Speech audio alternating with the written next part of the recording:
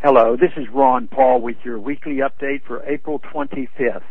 Last week, the financial markets were roiled by Standard & Poor's announcement that they will change their outlook on the fiscal health of the United States over the next 2 years from stable to negative. The administration decried this decision as political. However, it seems the only political thing about this decision is the fact that it took so long. The Washington Post recently reported that the White House and the Treasury Department put tremendous pressure on Standard & Poor's not to do this. However, if S&P made its ratings based on political pressure rather than economic reality, it would cease to have any relevance to the business community.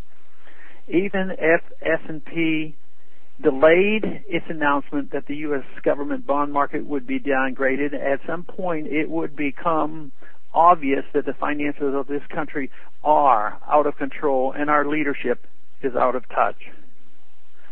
All credibility would be lost if S&P simply continued to assign U.S. debt at a AAA rating.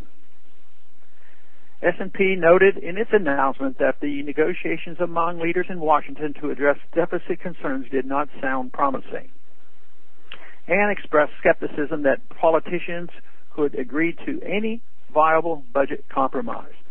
Of course, this has been obvious for years, but in the midst of the current debate over the raising the debt limit, it is perhaps the wake-up call that Washington needs.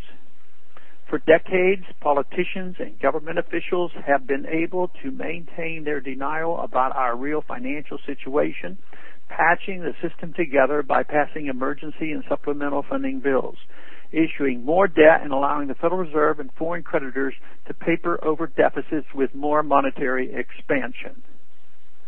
I've said many times the real day of reckoning comes when fiscal and monetary tricks no longer work and there are no buyers for our debt. Even the most conservative budget that has been proposed by Republican leadership requires raising the debt ceiling by an additional $9 trillion by 2021.